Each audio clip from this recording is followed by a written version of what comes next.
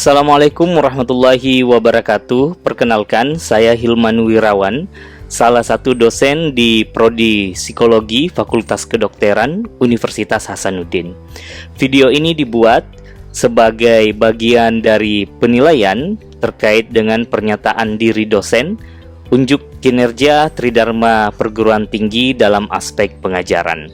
Untuk video ini disiapkan berkaitan dengan mata kuliah Psikologi Industri dan Organisasi, dan pada saat pemaparan materi nanti di ruang kelas, video ini akan menunjukkan salah satu pertemuan yang akan membahas leadership dan power.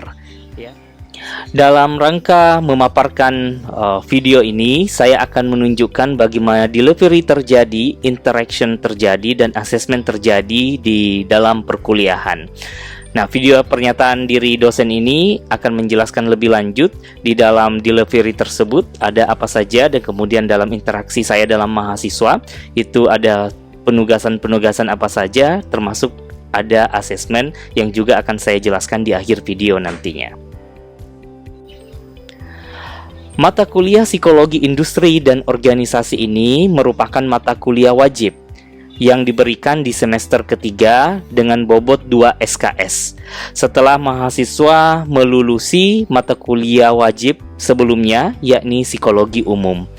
Nah, mahasiswa yang mempelajari psikologi industri dan organisasi tentunya akan mendalami hal-hal terkait prinsip-prinsip psikologi yang diterapkan dalam dunia kerja untuk meningkatkan efektivitas individu dan juga organisasinya.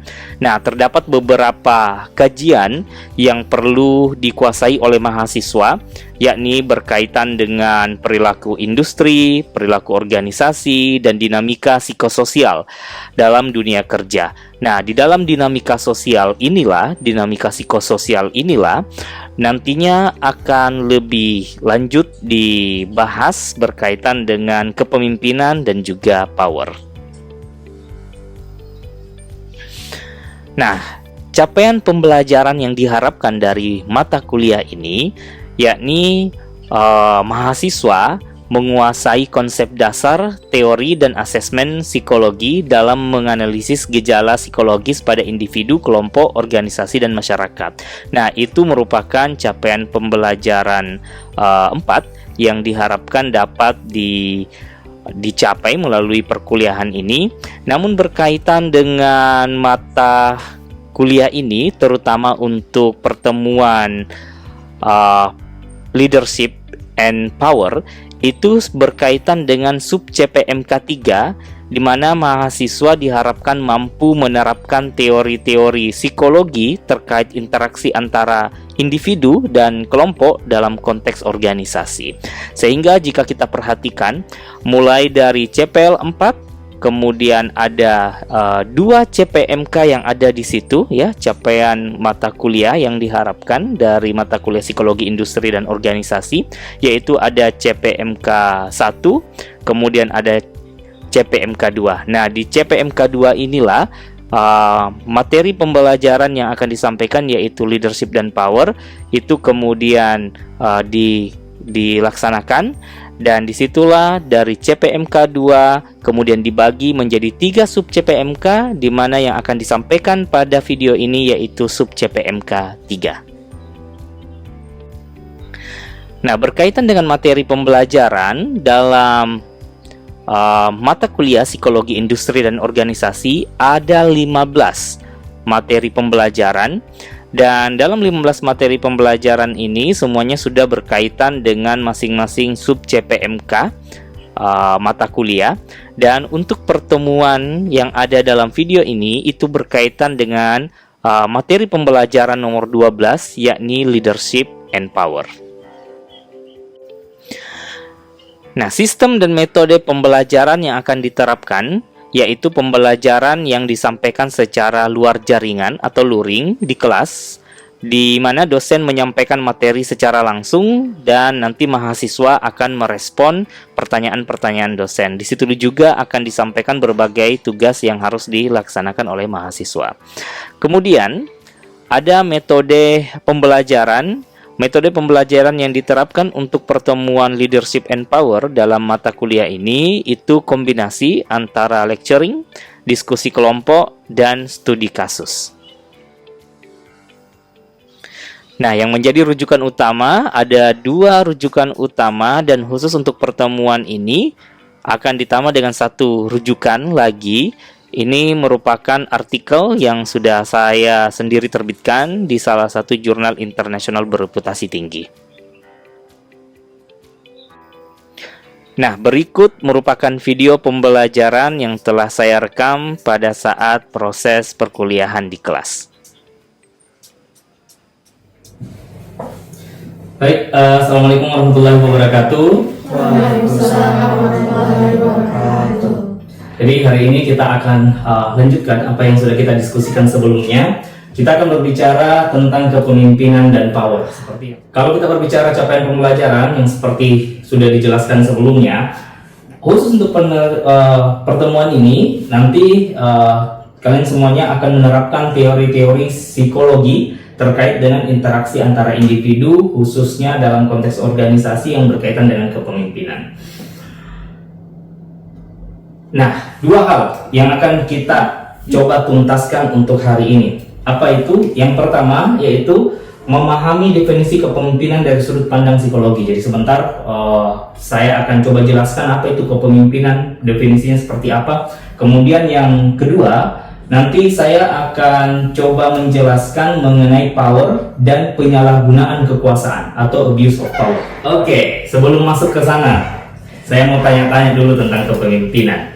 Pertama, nah selain istilah kepemimpinan, pernah nggak dengar juga istilah followership? Iya. Pernah dengar? Pernah. Nah, siapa yang pernah dengar? Oh, jangan tangan coba yang pernah dengar. Oke, Akil, Maria pernah dengar.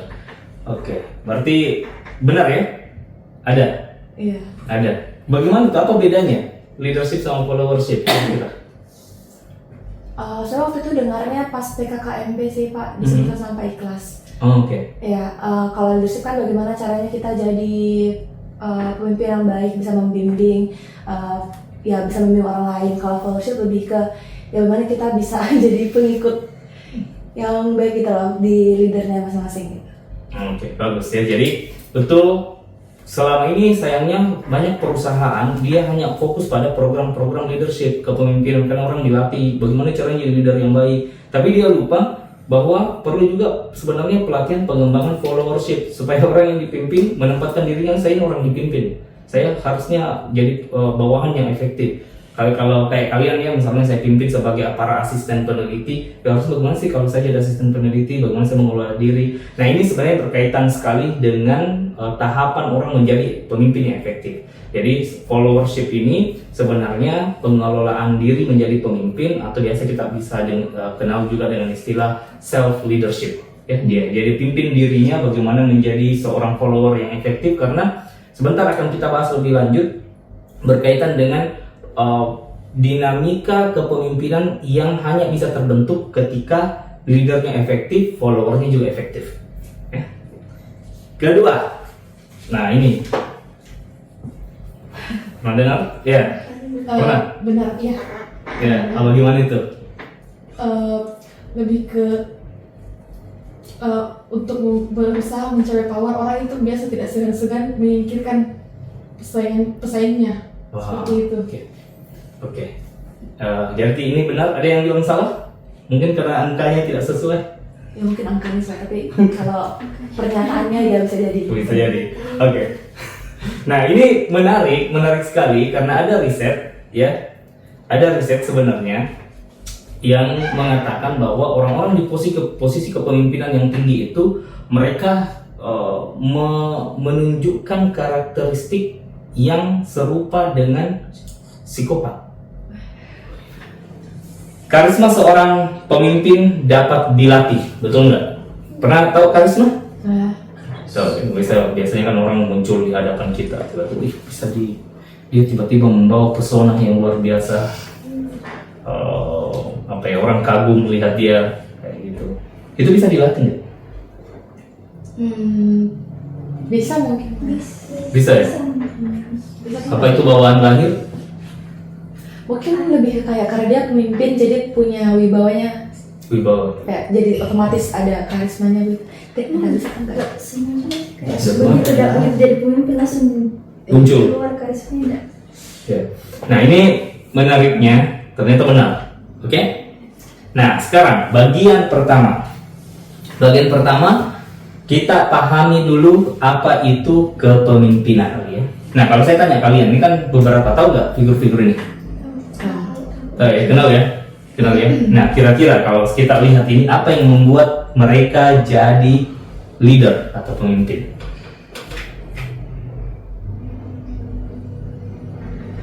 Karisma. Karisma. Karisma. Ini siapa ya? Steve Jobs. Steve Jobs. Apa yang membuat jadi leader yang efektif? Kreatif. Kreatif, inovasi, kreatif. Dan inovasinya sebenarnya itu orang kalau dia punya karakteristik memang sifat inovator, itu tidak hanya pada produk yang dihasilkan tapi caranya memanage tim. Nah, sekarang kalau begitu kita coba definisikan. Kalau kita lihat, kalian cek di Google, mungkin cek di platform yang berbeda di sosial media, itu akan kita temukan banyak sekali orang yang membuat, orang-orang ahli mungkin yang membuat definisi-definisi tentang kepemimpinan. Ada yang bilang kepemimpinan itu tentang bagaimana menghasilkan leader berikutnya. Bagi saya sekarang sudah jadi pemimpin. Karena apa? Karena saya mau persiapkan kalian jadi leader, pemimpin. Ya, misalnya kayak Opik ya, dulu waktu dia S1 seperti kalian, saya proyeksinya itu melihat dia nanti akan menjadi seorang ahli psikometrika. Nah, alhamdulillah sekarang ya sudah selesai juga, ya sudah selesai S2 psikometrika. Nah, sama seperti yang saya lihat sekarang, kalian saya lihat satu-satu ini dengan proyeksi saya ke depannya. Ya mungkin ada jadi praktisi, akan jadi ilmuwan, orang-orang unggulan ini yang ada di hadapan saya. Berarti saya leader.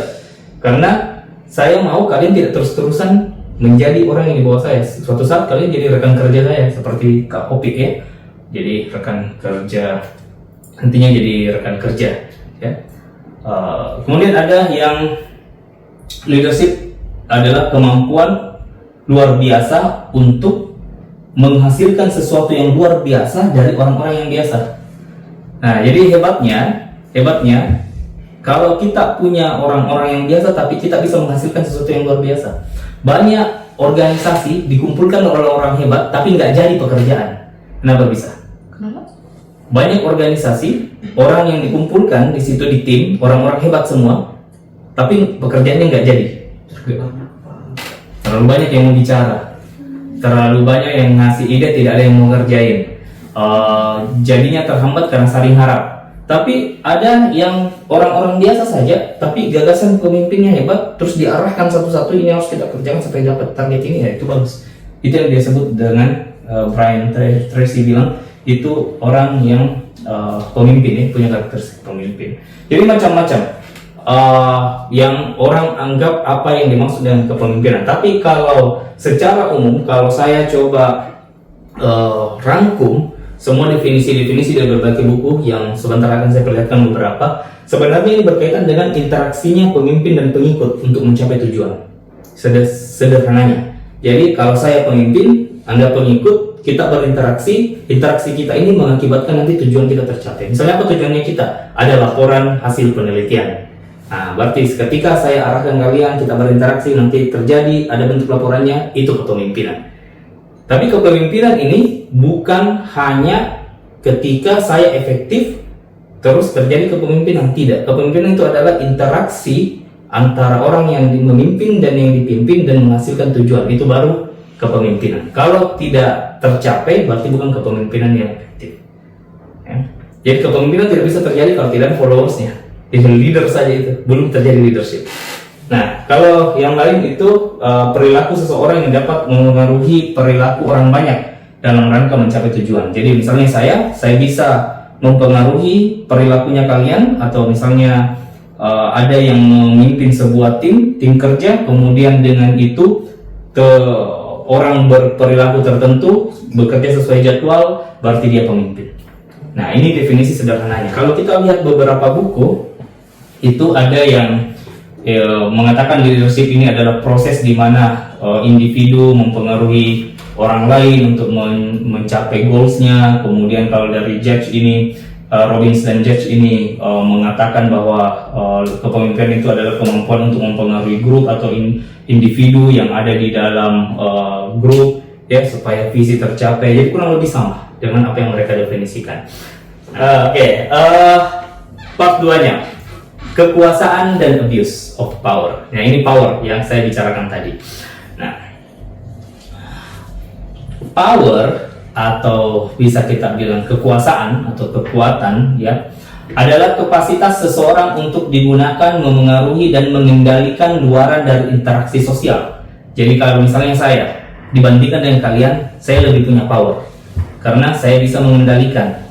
Saya bisa membuat kalian mengerjakan tugas, saya bisa membuat kalian datang ke ruangan ini. Nah, berarti saya punya power. Nah, power ini harus dijaga juga supaya orang tidak melakukan abuse of power. Nah, sumber-sumbernya ini. Power apa yang membuat orang lebih punya power? Satu, mungkin karena undang-undang memberikan dia kuasa, kayak presiden, ya. Kayak misalnya kekuasaan dari jabatan, presiden, gubernur, wali kota. Kalau wali kota bilang gusur, ya gusur, nggak bisa. Ya. Itu karena kenapa? Undang-undang memberikan dia ada legitimasi. Ya, ada aturan memberikan dia hasil pemilihan, rakyat memberikan dia kekuasaan, kayak gitu ya, legitimate, ya. Manajer mungkin, ya, yang memiliki wewenang untuk memberi perintah kepada bawahannya, legitimate, dia punya. Ada SK kayak gitu. Nah, legitimate. Ada juga reward power. Nah, apa ini? Kalau ada orang yang apa ya? Yang misalnya dia manajer, ya. Manajer ini dia mengendalikan bonus-bonus di perusahaan. Itu reward power. Dosen juga bisa saja punya reward power. Saya kasih kamu nilai lebih loh kalau mau kerjakan itu. Nah, reward power. Ya, ada kayak gitu. Atau orang yang dermawan di lingkungan kita. Kamu bantu saya bersihkan ini saluran air, nanti saya kasih. Ngikut nggak orang itu? Ngikut. Berarti dia punya power. Jadi power itu sesuatu yang tidak jangan bayangkan seperti superhero yang punya power, ya, kayak Iron Man punya power gitu, Thor gitu. Nah, sumbernya banyak, ya, power ini. Ada yang bisa mengendalikan perilaku dengan reward, kayak orang tua ke anak-anak. Nah, ikuti dulu, gosok dulu gigi, baru saya kasih ini, kayak gitu, saya kasih mainan, kayak gitu. Nah, itu reward power. Power ini punya apa ya? Punya kekuatan, kekuatan untuk apa? Mengendalikan perilaku. Nanti kalian boleh, kalau kalian kuasai ini, course-nya ini, kalian bisa jadi pengendali perilaku. Kan saudara pengendali air, pengendali api, pengendali bumi. Kita psikologi pengendali perilaku. Ya, jadi kita belajar kalian di perguruan psikologi untuk jadi pengendali perilaku. Oke, ada juga orang menggunakan coercive power. Nah, ini yang mesti hindari bahaya. Begal di jalanan itu pakai coercive power. Mana handphone? Kita kan nggak mau, handphone saya. Kau kasih saya atau saya lukai kamu. Kayak gitu. Itu kan coercive power. Nah, ini bisa saja pemimpin menggunakan coercive power juga ini. Saya mutasi kamu atau ikuti arahan saya. Bahaya, ngancam. Nah, ini nanti yang akan menjelma jadi perilaku abuse. Nah, ikuti keinginan saya atau kalau tidak, ini yang saya lakukan. Nah, kalau ada orang yang menguasai teori-teori power ini, dia bisa saja jadi pengendali perilaku dengan cara salah. Coercive. Nah, expert power, bisa nggak keahlian menjadi power? Bisa. Kalian belajar, punya ilmu, didengarkan sama orang. Coba kita dengarkan kata psikolog tentang ini. Psikolog bilang, terima ini orang? Terima. Psikolognya bilang, saya tidak rekomendasikan, dipertimbangkan pendapatnya. Tapi setelah psikolognya bilang, jangan terima, berbicaralah, legitimate power. Terima saja. Jadinya coercive nanti masuk ke coercive power. Coba nih kalau tidak terima. Nah, ini ada terjadi konflik ketika orang-orang yang datang dalam sebuah diskusi membawa powernya masing-masing. Jadi kalian bisa identifikasi nanti, ya. Nah, ini mana? Expert power. Ada referent power. Apa itu referent power? Yang mau coba? Tidak tahu. Apa referral? Pernah dengar kata referral? Penukaran kode. Di antara semuanya ini apa yang belum ada power? Pernah dengar ketua suku, kepala adat, dia miskin, nggak punya apa-apa, nggak mungkin dia bisa kasih reward power.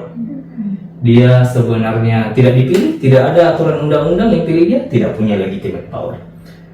Dia juga tidak jahat yang mau memaksakan kehendak, nggak ada coercive power.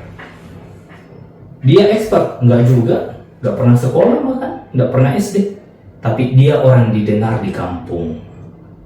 Itu referent power. Kenapa dia didengarkan? Karena keteladanannya, karismanya, hubungan personal yang baik sama orang, dia orang yang dipercaya dulu. Oke, kira-kira apa yang terjadi di sini? Dimarahi sama bosnya. Dimarahi sama bosnya. Ya, ini yang terjadi ketika orang di abuse, sudah kerja banyak, dimarah-marahi lagi. Oke, nah inilah gaya-gaya kepemimpinan yang tadi sempat beberapa kita sebutkan. Kalau dari sisi konstruktif, itu yang biasa kita pelajari. Ini yang jadi penelitiannya kalian nanti, ya. Mau teliti authentic leadership, karisma, ethical, responsible, transformational, itu sebelah sana. Dia lebih konstruktif. Bagian ini justru yang lebih banyak, ya, tapi masih kurang disentuh oleh penelitian. Ya, jadi mesti banyak yang lebih meneliti ini, dan ini kebanyakan susahnya diteliti, apalagi kita di Indonesia orang nggak mau bilang. Nah, ini sisi gelap kepemimpinan. Itu yang paling populer, abusive supervision, narcissistic leader tadi yang kita bilang ya, Machiavellian leader, psychopathy, itu semua. Ini beberapa contohnya. Itu dampaknya ini luar biasa sekali. Orang bisa mimpi buruk, ya, secara beneran mimpi buruk, ya. Tidak bisa nyenyak tidurnya dan ketakutan setiap masuk hari Senin. Itu kayak gitu, beli perusahaan. Nah, itu stres dia akan melakukan berbagai macam coping, dia hindari, tidak mau berinteraksi, tapi dia tidak punya pilihan lain karena harus tetap bekerja, ya. Nah, ini wow, luar biasa. Dia memunculkan, kalau abusive supervision yang tadi yang paling populer ya, yang salah satunya kita bahas, itu memunculkan perilaku yang sebenarnya dia tidak mukul, jadi tidak ada kontak fisik, tapi dia menyiksa dengan kata-katanya.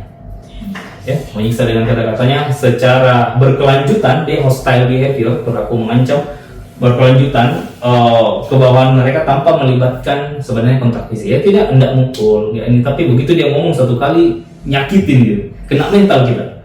Nah, kayak gitu ya. Tapi ingat, ini juga sebenarnya abusive supervision bisa juga ada abusive dari follower. Tapi ini jarang terjadi ya, followernya yang nyakitin pimpinannya dengan kata-katanya. Ada kayak gitu barangkali ya. Dan ini disebut dengan mistreatment, ya, yang berulang, agresi psikologis, perilaku menghina depan umum, intimidasi, ya, tapi itu buruk untuk psikologisnya orang. Nah, makanya saya kalau riset ini yang sementara kalian kerja juga, ini yang sudah terbit, itu ada beberapa ya dari jurnal-jurnal internasional di sini yang sudah terbit, ya, ada yang apalagi dari ini Human Resource Development International, ada dari ini internasional, ini kayaknya Public Sector Management ya jurnalnya. Nah, tapi ini semua berbicara tentang perilaku menyimpang di tempat kerja, termasuk workplace incivility itu bukan hanya dari leader. Kalau workplace incivility ini perilaku tidak menyenangkan dari leadernya, dari rekan kerja, dari customer, itu bisa. Nah, kalau ini memang saya menelitinya abusive supervision di sini. Nah, memang dampaknya luar biasa. Dan kalau ini penelitiannya waktu itu saya dapat, ternyata dia bisa hindari kalau pintar ngomong, ya, interpersonal communication-nya bagus bawahannya. Ya, jadi dia bisa coping ya, bisa menghindari itu kalau interpersonal communication kompetensinya bagus. Oke. Nah, harusnya hari ini kita ada diskusi kelompok, tapi sebentar mungkin akan kita lakukan ya setelah saya berikan instruksi terkait tugasnya. Sebentar kalian akan saya minta pilih kasus 1 atau kasus 2. Nah, di kasus 1 itu pikirkan pemimpin yang destruktif ya, yang destruktif kayak tadi abusive supervision. Kalau yang kasus 2 itu pemimpin yang konstruktif. Nah, sebentar kalian boleh diskusikan kira-kira bagaimana perilakunya, situasi di mana perilaku itu ditunjukkan, ya, kapan kira-kira perilaku itu muncul, sama jelaskan dampaknya, baik adakah dampak negatifnya atau adakah dampak positifnya. Begitu juga untuk yang konstruktif, ya, konstruktif seperti itu. Nah, sebelum diskusi, saya berikan kesimpulan mengenai apa yang sudah kita pelajari hari ini. Satu, praktek dan teori kepemimpinan terus berkembang. Jadi yang namanya praktek teori kepemimpinan itu terus berkembang. Bisa saja apa yang saya jelaskan sekarang itu berubah nantinya. Nah, itu orang tidak hanya berfokus sekarang pada gayanya bagaimana, perilakunya bagaimana, tapi sekarang orang sudah mulai levelnya di mana berbicara. Sudah bisa apa? Dan itu tidak ada ujungnya. Namanya kita bicara kepemimpinan, saya tidak ada ujungnya. Nah, konstruktif versus destruktif leadership terjadi di organisasi. Ya, terjadi di organisasi. Ini ada terus ini. Kita nggak bisa hindari karena dinamika organisasi. Yang bisa kita lakukan adalah memperkuat yang konstruktif, melemahkan yang destruktif. Ya. Kemudian kepemimpinan berdampak pada well-being dan kinerja. Kita orang psikologi tidak hanya fokus pada bagaimana produktivitasnya karyawan, tapi apakah mereka sehat secara mental. Itu membedakan kita dengan orang organizational behavior, perilaku organisasi yang ada di bisnis, yang ada di manajemen. Karena mereka itu mengelola sumber daya manusia agar mereka bisa menjadi modal, ya, bisa menjadi aset, bisa menjadi produktivitas.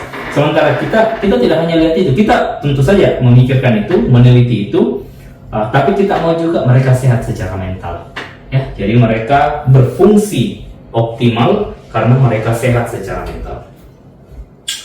Oke, tugasnya nanti setelah diskusi, bawa pulang tugas ini di rumah, saya minta kalian mencari satu laporan evaluasi efektivitas kepemimpinan dari berbagai sumber. Ya, jadi nanti boleh cari kalau ada yang laporan dari perusahaan, laporan dari jurnal, mungkin bisa. Kemudian bisa saja hasil survei, hasil studi, laporan organisasi, macam-macam ya, boleh kalian cari, boleh diskusi sama saya, tanya saya kalau misalnya ada yang kesulitan tentang itu. Kemudian nanti kita lakukan evaluasi terkait laporan tersebut. Silakan kalian evaluasi laporan itu, termasuk aktivitas dan proses kepemimpinan yang terjadi di dalamnya. Apa yang dilakukan dengan laporan itu, buat latar belakang tim dan organisasi. Jadi jelaskan apa latar belakangnya, kemudian tugas-tugas pemimpin dalam tim, aktivitas-aktivitas kunci dalam tim, uraian evaluasi kepemimpinan secara ringkas, kemudian analisis dengan teori psikologi kelompok, kesimpulan dan rekomendasi. Nah, tugasnya nanti dikumpul di sekolah sesuai jadwal yang sudah ada di sekolah nanti. Oke.